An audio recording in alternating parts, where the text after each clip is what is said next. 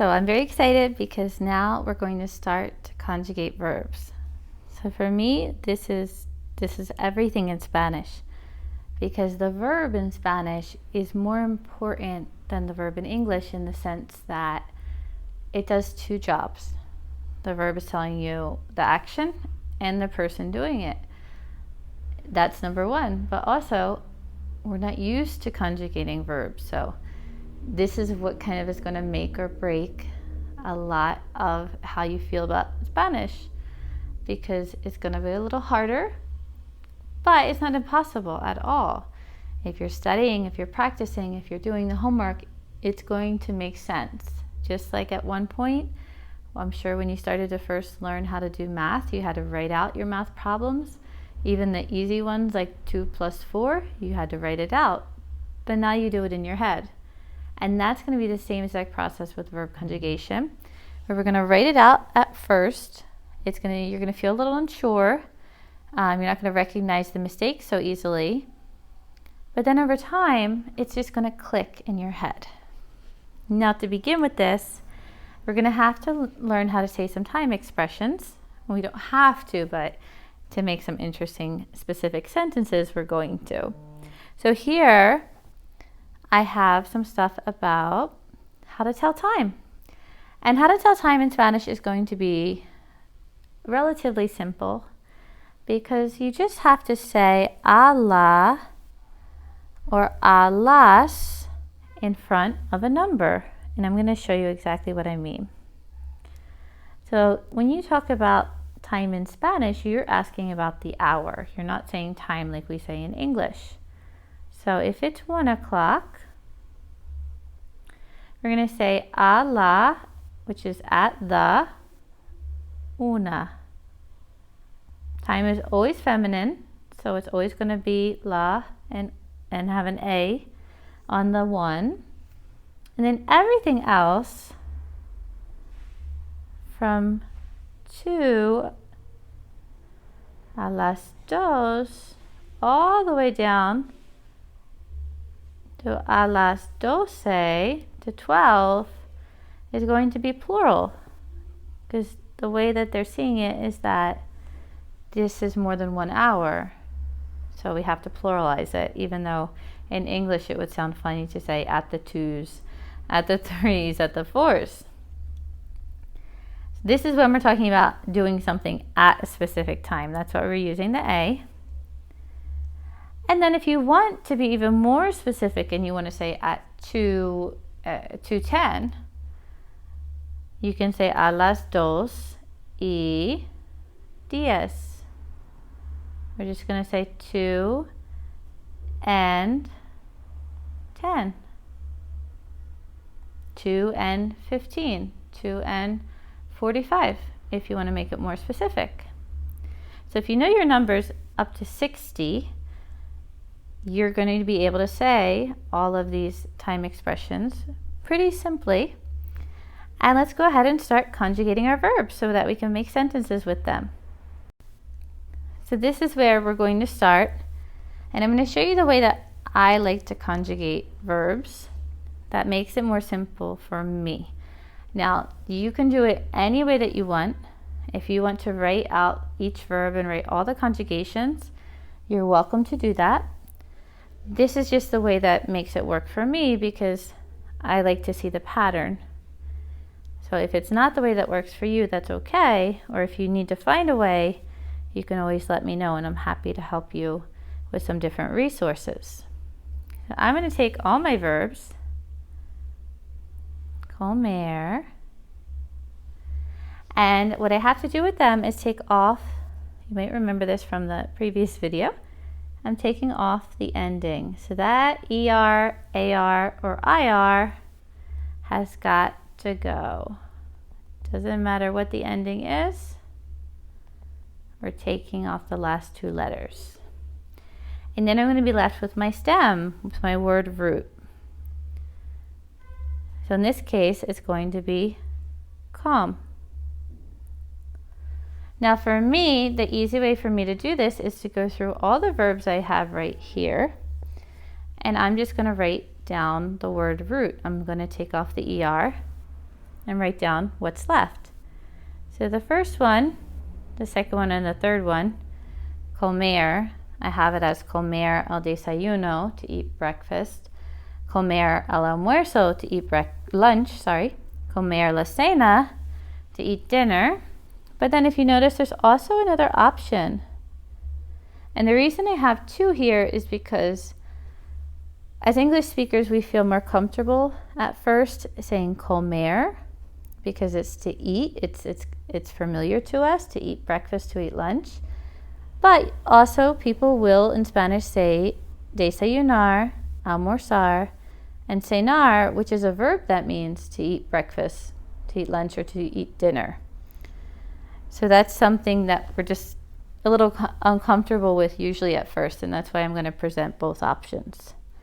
And either one you want to use is fine, but I'm going to conjugate them anyway.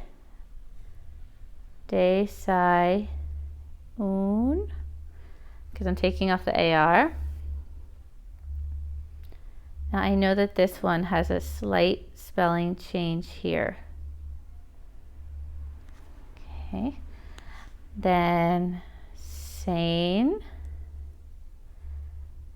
preparar, I'm taking off the last two, prepar, limpy, everybody always forgets the little I there, cocine, now I'm down to leer, lay,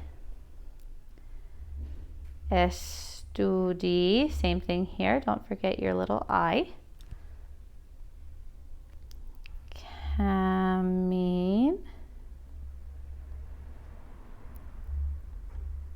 able, and let me make some room over here. Mir, or mirar la televisión. Comp, there's an R in front of the AR. Trabajar, escribe, survey,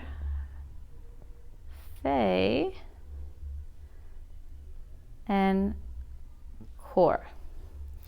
So now I have all of my word roots here, and this is especially helpful because if you study the word roots, if you pay attention to them, it's going to help you understand more nouns, more adjectives, more adverbs, more everything in a language, because they're all related. And think of it in English how you have work, I go to work, meaning I go to the place where I work, or I could say I'm a worker, I'm a person that works, I'm a noun. I could say that I'm hardworking as an adjective, or I could say I have to work as a verb. I have to do the action of work. So it's the same in English, where you're going to have different parts of speech that have the same word root. And if you take a second to look and pay attention to that, it's going to really help you with clues as to the meaning of the word. Even if you don't understand it perfectly, sometimes that little clue that, well, I don't really know what's going on, but I know it has something to do with cooking because I can recognize cocine. Sometimes that little clue is what you need to understand that sentence. So it's always a good thing to take a look at these. Now I'm just going to go and to make my yo form, these are all regular verbs, they all get an O.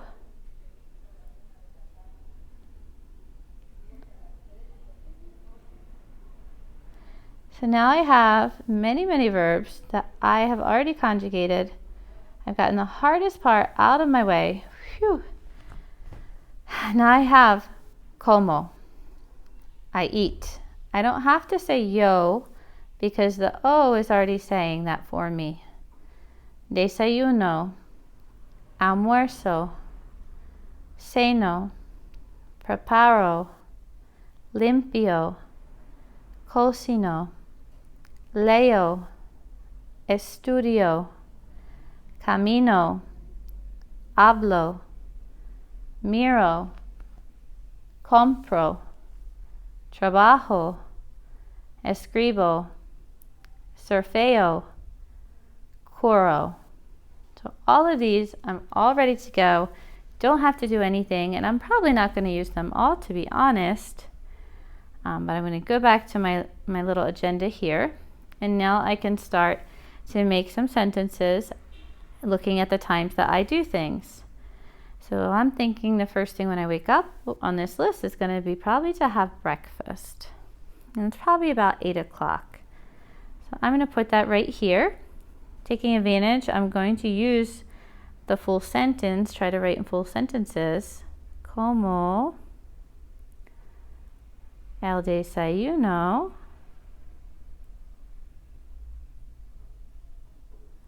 a las 8. So here's my time expression.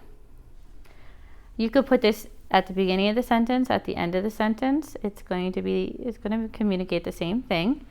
Spanish is much more flexible in terms of placement of a lot of these prepositional phrases. Then probably the next thing I do is I probably start to work. So I'll put that here at 9 o'clock. Trabajo a las 9. And then maybe I have to go shopping, but not until later, maybe at noon. Compro a las 12:30. You might also hear people say media for half past, and that's absolutely fine too. And then I probably go back to work. Trabajo a la 1. Remember that la una is the only one that's going to be singular. You have to watch out for that one. You have to remember to use it with la and not las. Then probably I would say como a las 3:15.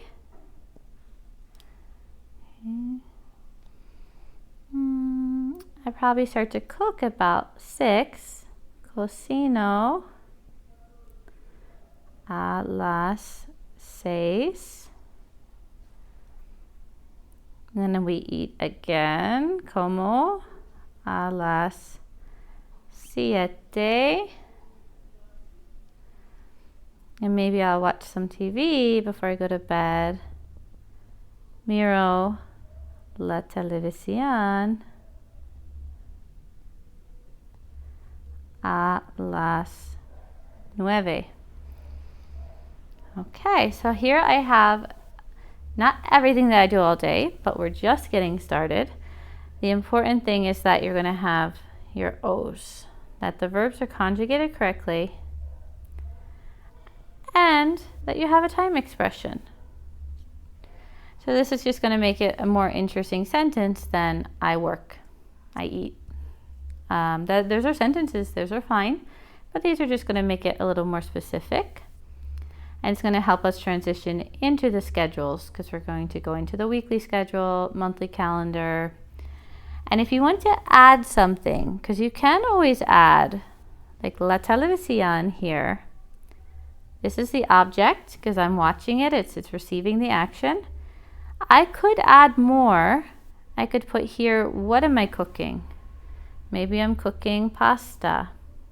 Cocino pasta a las 6. And then, of course, I'm going to eat the pasta. Como pasta a las 7. So you can always put an object following a verb, and especially if you're